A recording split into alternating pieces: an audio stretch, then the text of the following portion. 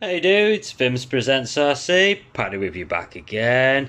How's everybody doing on this Friday night? Are you out having a rave? Obviously not if you're watching this, you boring sods. I'm even more boring, I'm trying to get drill batteries to work.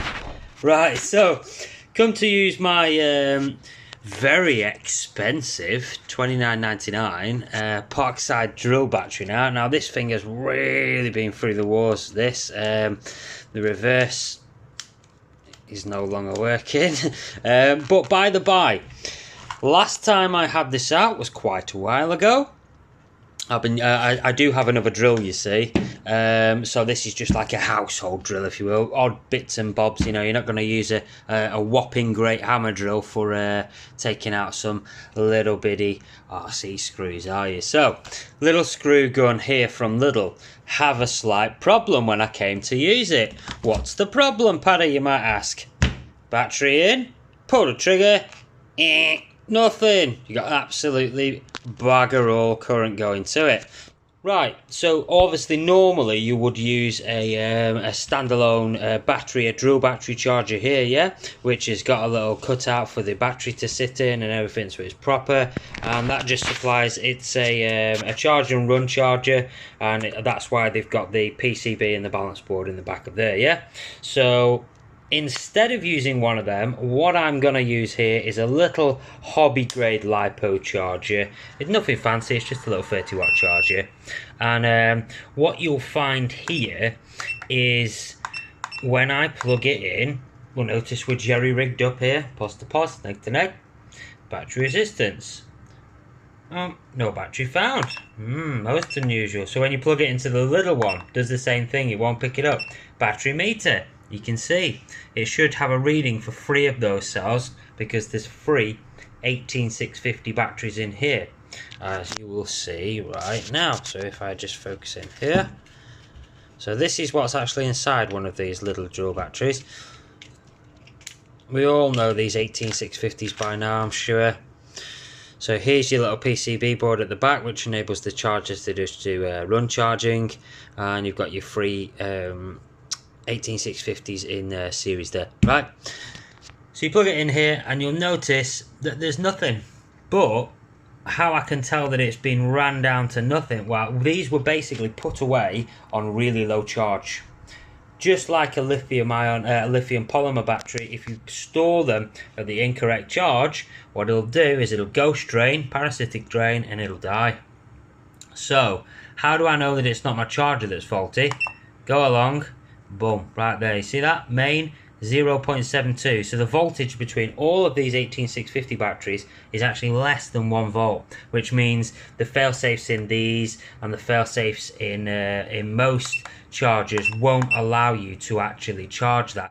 So what we will do is we will go on and we will charge it on a nicad setting to give it a boost. So our Lidl charger, our drill charger, actually picks it up and will charge it. It's almost like jump starting a car battery, a 1-1 battery if you will. So we are just basically pumping some juice into it for a couple of minutes maximum on a nicad setting, and in a second what you'll see is the voltage jump from 0.72 to about 9 volts.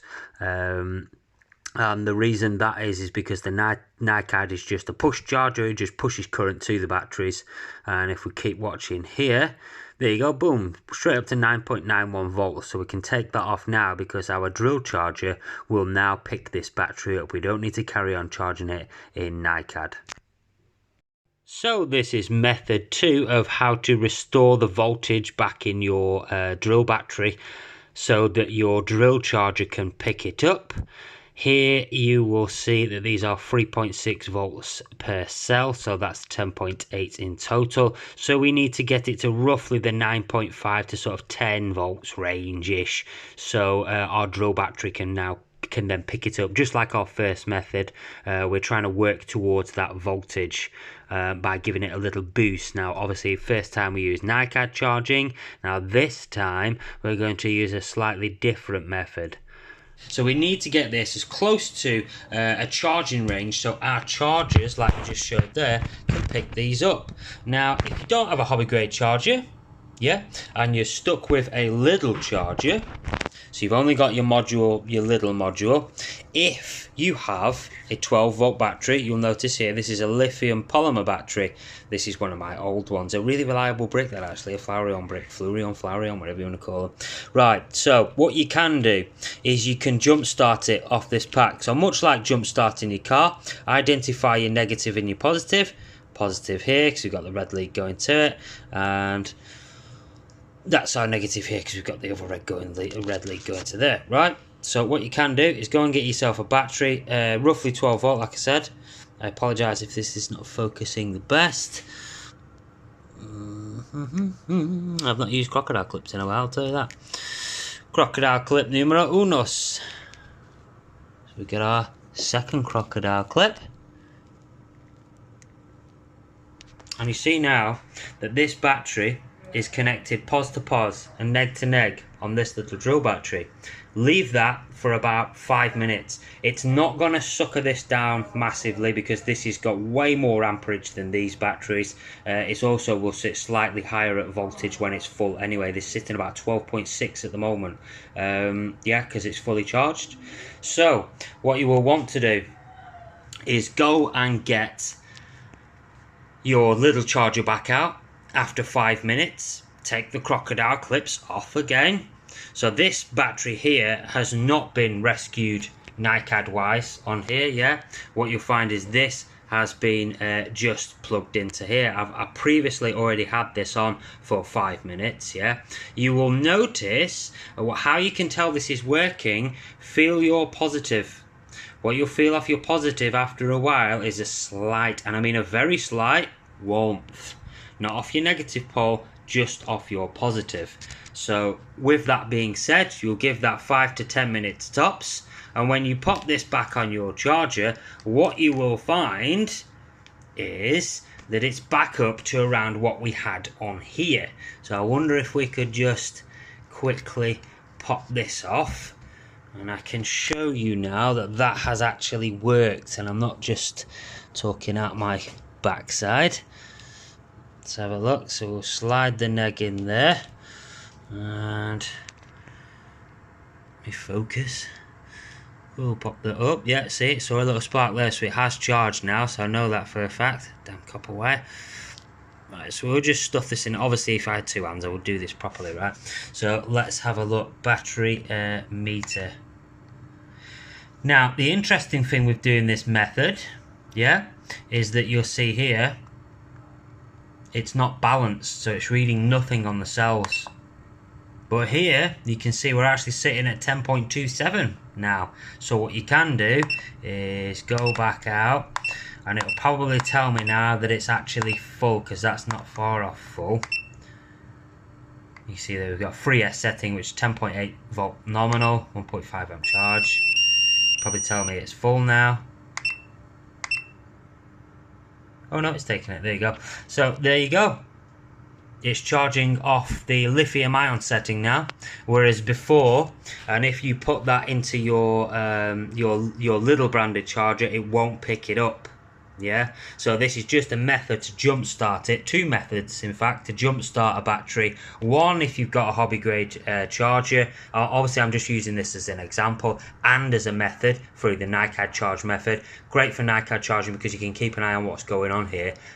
Whereas, you know, a solid state nicad charger, which is just like a power block, if you will, with no screen. You can't really see what's going on. You can't really see what your voltages are at. You're going to need a multimeter as well for that. So hobby grade charger is the first method on nicad setting, and then secondly, go and get yourself an old battery. Any old 12 volt will do, even your car battery.